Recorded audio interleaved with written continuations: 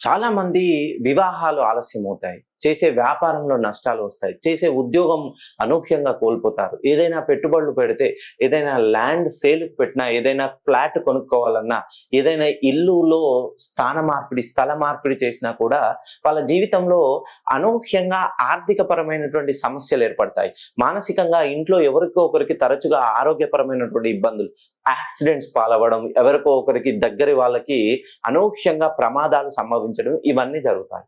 Late marriages, లేట్‌గా వివాహమైన కొన్ని రోజులకి సంతానంలో గూడా లేట్ అవ్వడం.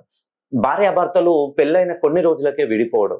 వ్యాపారం ప్రారంభించిన కొద్ది రోజులకే పార్ట్నర్‌షిప్ మధ్య తగాదాలొచ్చి విడిపోవడం. ఎవరికైనా డబ్బులిస్తే తిరిగి రాకుండా వాళ్ళతో పరస్పర వాగ్వాదాలు, కోర్టులు, పోలీస్ స్టేషన్‌లు ఇవన్నీ సమస్యలు ప్రతి ఒక్కరికి చుట్టుముడుతూనే ఉంటాయి. ఇవన్నీ మీ జీవితంలో ఉన్నాయి. అయితే ఎప్పుడైతే శని 7th హౌస్‌లో ఉంటాడో, శని 7th హౌస్‌లో ఎవరికైతే ఉంటాడో వాళ్ళకి ఖచ్చితంగా ఇటువంటి ఆర్థికపరమైనటువంటి సమస్యలు, ఆరోగ్యపరమైనటువంటి సమస్యలు, మానసిక పరమైనటువంటి సమస్యలు, ఏ పని చేసినా వీళ్ళ ప్రమేయం లేకున్నా కూడా ప్రతి ఒక్కరు వేలు పెట్టి వీళ్ళనే చూపిస్తుంటారు. వీళ్ళ తప్పు లేకున్నా కూడా తప్పు వీళ్ళదే అని ప్రూవ్ చేయడానికి వాళ్ళ చుట్టుపక్క వాళ్ళు, వీళ్ళు ఎవరినైతే నమ్ముతారో వాళ్ళ చేతిలో దారుణంగా మోసగింపబడతారు.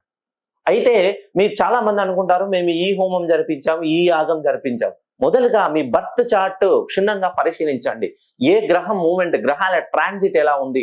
మీ జీవితంలో ఈ ఇంపల్షన్స్ ఎందుకు వస్తున్నాయి?